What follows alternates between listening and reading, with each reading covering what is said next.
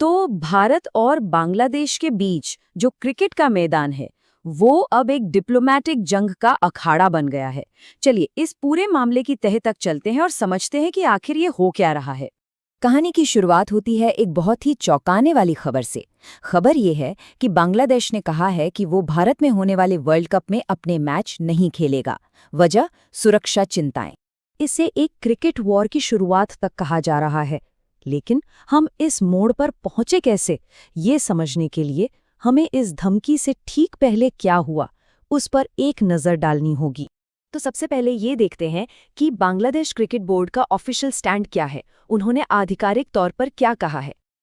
देखिए, बोर्ड ने आईसीसी यानी इंटरनेशनल क्रिकेट काउंसिल को एक फॉर्मल रिक्वेस्ट भेजी है।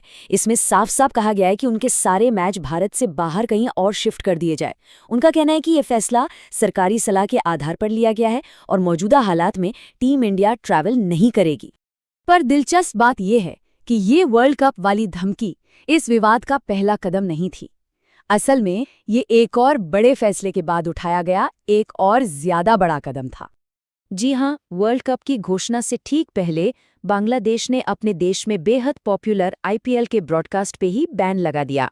और ये कदम कितना बड़ा है, इसका अंदाजा इसी बात से लगाया जा सकता है कि पाकिस्तान के बाद बांग्लादेश अब दुनिया का सिर्फ दूसरा देश बन गया है जिसने आईपीएल पर बैन लगाया हुआ है।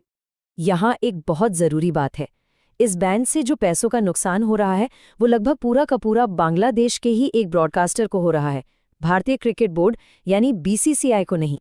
अच्छा, अब कहानी और भी दिलचस्प मोड़ लेती है, क्योंकि बांग्लादेश बोर्ड ने अपने इतने कड़े फैसलों के पीछे पिछले 24 घंटों के घटनाक्रम को वजह बताया है। तो सवाल यही उठता है कि भाई उन 24 घंटों में आखिर ऐसा क्या हो गया जिसने इस पूरे विवाद में आग लगा दी। इस सवाल का जवाब इस नंबर के इर्द गिर्द घूमता है, 9.2 करोड़ रुपए, यानी करीब 1.1 मिलियन अमेरिकी डॉलर। ये वो रिकॉर्ड तोड़ कीमत थी जो बांग्लादेशी तेज गेंदबाज मुस्तफिजुर रहमान के लिए लगाई गई थी, और इस डील ने उन्हें फ्रेंचाइजी क्रिकेट के इतिहास का सबसे महंगा बांग्लादेशी खिलाड़ी बना दिया था। सब कुछ बहुत तेजी से हुआ। एक पल था जब बांग्लादेश में जश्न मन रहा था, उनके लिए ये एक गर्व का मौका था, और अगले ही पल भारतीय क्रिकेट बोर्ड के एक आदेश ने इस पूरी खुशी पर पानी फेर दिया। जश्न से लेकर कॉन्ट्रैक्ट कैंसिल होने तक का ये जो झटका था, इसने बांग्लादेश में एक गुस्से की लहर पैदा कर दी।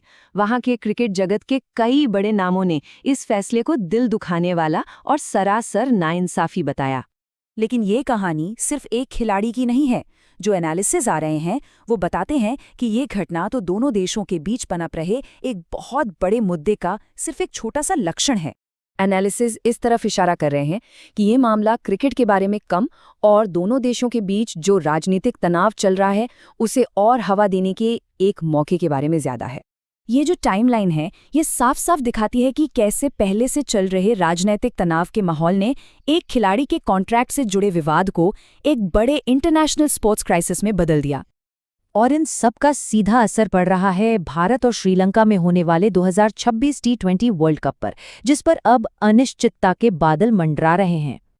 तो फिलहाल सिचुएशन ये है, एक तरफ बांग्लादेश अपनी मांग पर अड़ा हुआ है, दूसरी तरफ दोनों क्रिकेट बोर्ड के बीच बातचीत पूरी तरह से बंद हो चुकी है, और अब इस विवाद को सुलझाने की जिम्मेदारी आईसीसी पर आ गई है।